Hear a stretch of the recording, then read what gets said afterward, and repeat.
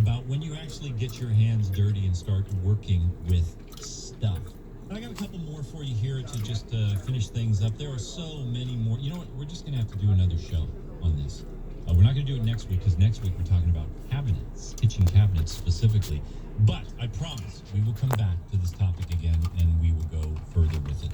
When it comes to drilling and screwing things into the wall, that kind of stuff, you know what? It's the exact same principle. The most important thing you need to know about that is what I talked about when it comes to hammering.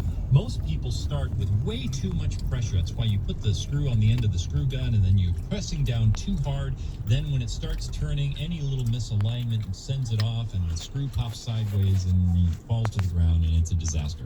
And the same thing with drilling. You know, you press too hard at first, the drill bit wanders off somewhere, scratches the material, and doesn't end up making a hole where you wanted the hole. So the same advice is true of these two things as it was of hammering. You start gentle.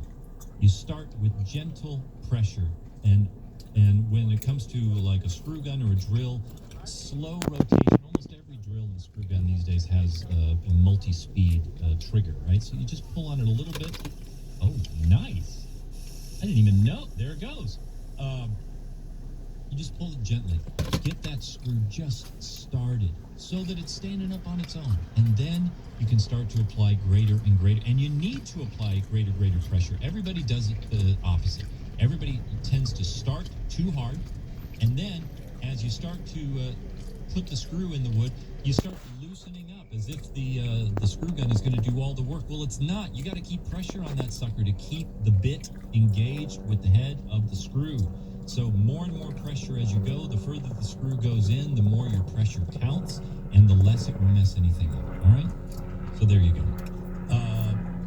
Don't skimp on protecting the rest of the house, by the way. One of the biggest rules. Protect the rest. You've protected you. You're doing your techniques right, but, you know, mask off the rest of the house because you don't want that dust and that mess everywhere. And let the process of learning become a meditation to you. It is easy to do something well a couple of times. It's not easy to do something well 1,000 times in a row, and that's what a large project usually entails. So take your time, give yourself, because mastery is a very slow process. All right? That's about all I got time for today. So it's St. Patrick's Day. I'm going to leave you with this thought. Why is St. Patrick's Day celebrated more robustly in America than in Ireland? I will tell you why. The answer is simple. Because it is a day of Irish-American pride in response to bigotry. Up until the 1840s, most Irish immigrants in America were members of the Protestant middle class. But when the Great Potato Famine struck Ireland in 1845, over 1 million poor and uneducated Irish Catholics started pouring into America to escape starvation. And like anyone in America who doesn't have money or looks or sounds or acts different, they weren't wanted.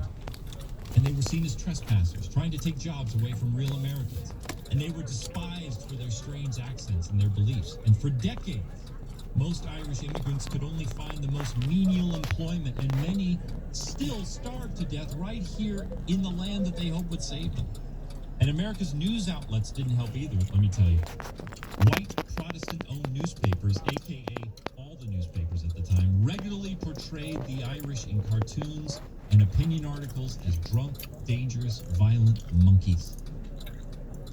But thanks to the strength of their community and the simple fact that they really were human beings, the Irish eventually found their place in this country, and so, St. Patrick's Day.